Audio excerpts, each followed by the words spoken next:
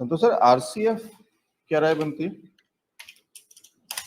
ठीक है, इन दिनों एलेक्स जी मैं देख रहा था कि आरसीएफ अगर देख लें क्या बनाती है, यूरिया बनाती है, हमारे पूरे देश में यूरिया सप्लाई करती है। इनके जो भी रॉ मटेरियल्स हैं के दाम काफी बढ़ चुके हैं और इसमें मैं देख रहा था कि तकरीबन 70% के ऊपर जो है ये यूरिया बनाते हैं। मतलब यूरिया का जो अगर आप पूरा सेक्टर देखेंगे तो एनपीके हम इसको बोलते हैं, जिसमें कि नाइट्रोजीनियस जो भी प्रोडक्ट्स हैं वो, उसके बाद पोटेशियम और फास्फोरस, और इसमें यूरिया में ये कंपनी काम करती है और इसमें ये काफी रेगुलेटेड मार्केट है एलेक्स जी।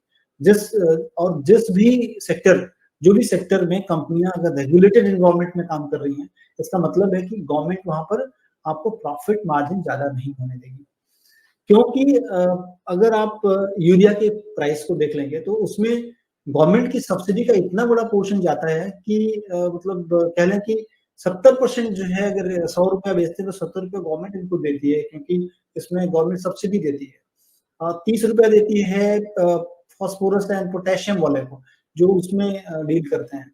और वहां पर एक लिमिट है, यहाँ पर तो पूरी जो भी यूरिया बना रहे हैं उनको ये सब्सिडी दी जाती है। गवर्नमेंट ने केवल और केवल इतना बोला है कि जो पोटेशियम और फास्फोरस जहां पे बनता है और जहां पर कम सब्सिडी का बर्डन है, वहां पर वो लोग मार्केट में अपने हिसाब से बेच सकते हैं। वहां पर दाम जो है, एक वो भी दाम, लेकिन गवर्नमेंट थोड़ा रेगुलेट करती है कि बहुत ज्यादा नहीं बढ़ जाए, क्योंकि किसानों की बात है और उससे ओवरऑल इन्फ्लेशन बढ़ जाता है। तो इन्फ्लेशन में ये भी एक बहुत बड़ा कंपोनेंट है, ये सेक्टर पूरा। लेकिन अभी हाल फिलहाल अगर आप देखेंगे तो यूरोप में जिस तरह से एनर्जी क्राइसिस है और वहां पर जितने भी केमिकल कह लें और ये फर्टिलाइजर कंपनियां, उनको काफी ज्यादा जो है वो कह रहे हैं कि हम शट डाउन कर देंगे, कॉस्ट ही नहीं पड़ रहा है। अब कहाँ पे आ सकती हैं चीजें, तो हो सकता है कि इंडिया में आए, लेकिन इनका ओवरसीज रेवेन्यू उस तरह से है नहीं। अब ये कौन सी कंपनी बेनिफिट होगी, मैं काफी जद्दोजहद देके खोज रहा हूँ कि कौन सी कंपनी हो सकती है जो कि हम यूरोप को दे सकें, क्योंकि ये मुझे लगता है कि मतलब साल भर की का केवल एक इवेंट होगा जहां पर कि इस तरह की चीजें हो सकती हैं।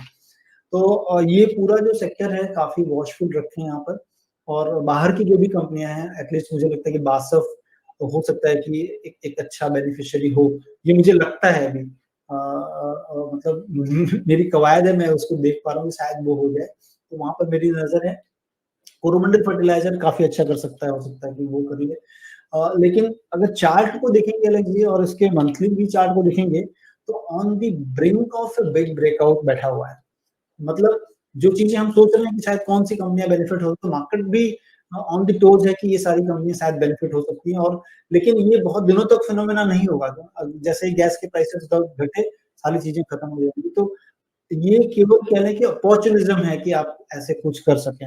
अदरवाइज गवर्नमेंट ने, आपको पता है कि नहीं, मुझे मालूम नहीं है जी, अगर आप देखेंगे गहराई से तो government even return on equity in the urea sector control करती है कि आपका जो है 12-15% से ज्यादा नहीं होना चाहिए रिटर्न ऑन इक्विटी। जैसे ही होगा, क्योंकि वो सब्सिडी देते हैं, आपको प्रॉफिट नहीं करने देंगे। ये चीजों का ध्यान रखें, इसमें एक्सुबरेंट ना हो, बी ऑन द फील्ड कि क्या हो सकता है।